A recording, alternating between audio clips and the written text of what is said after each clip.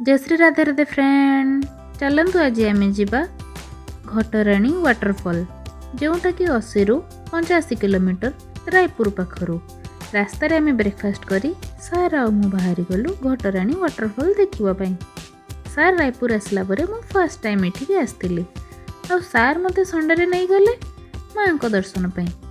ये जो जगह देखुंत यहाँ है कन्फ्यूजन जगह जो मु जूम करची। आपण मैंने यही प्लेस रे पहुँचला पर लेफ्ट जिबे राइट केबे भी जिबेनी नहले जलेबी परी गोल गोल घूरे। ये होचंदी आमर माँ घटराणी देवी। मुझे देखी मो माँ घटगा तारिणी का कथा भाविली सतरे जमी माँ मो सामने अच्छी। तापर आम बाबा को दर्शन कलु। इथे गोटे स्पेशल अच्छी बाबा को आपण छुईकी भी दर्शन करें। मुंडरे निजे फूल चढ़े पारे पानी भी दे पारे। इटिकी आसबार ठीक टाइम होची मनसून टाइम आउ तापरे नवेम्बर डिसेम्बर तक। आमे जेहेतु एते लेट कर देथिलु वाटरफॉल तो सुखिकी जेमिति समर हो जाइछि सेमिति हो जाइथिला। हमर खाली पहाड़ ही पहाड़। आम भाविलु लॉस हेले माँ को दर्शन ये जगार एते शांति आम मन तो खुशी हो गला। आपण माने भी देखुथुबे केते सुंदर भाबरे माँ को एठी सजा हेछि। जदि आपण मानसिक भी करचंती लोके कहती माँ तांको मानसिक निहाती पूरण करती।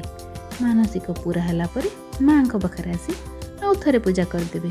ये देखुचंती तो हम कुनी कान्हा केमिति गोवर्धन पहाड़ उठेला भलिया घटराणी पहाड़ को उठेचंती। जागा देखिले आपण को बहुत ही शांति लागिवो। ए मंदिर रे मु गोटे स्पेशल देखिली माँ मानकर विश्रामगार कक्ष माने जो ब्रेस्ट फीडिंग मदर एठिक आसीबे तांको पिला मानंकु नहीं से रूम रे एकारे तांको पिला मानंकु फीडिंग कराई पारिबे। हमें एठी बुलाबुली सारी तापर गोटे जगह बाहरी गलु जहाँ ना होची जटमई टेम्पल जोटा कि छत्तीसगढ़ रो आ गोटे फेमस टेम्पल। रास्तार आमे देखिलु त्रिवेणी संगम। ये तीनोटी जगार आज आमर डेस्टिनेशन थिला। आपण मानंकु तो कंप्लीट वीडियो मु देई पारलिनी कहीं ना हमर लेट हो गला।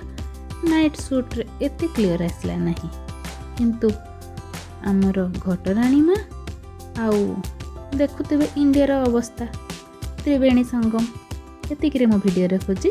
Thank you. जय Shri Radhe Radhe and please like share subscribe my channel.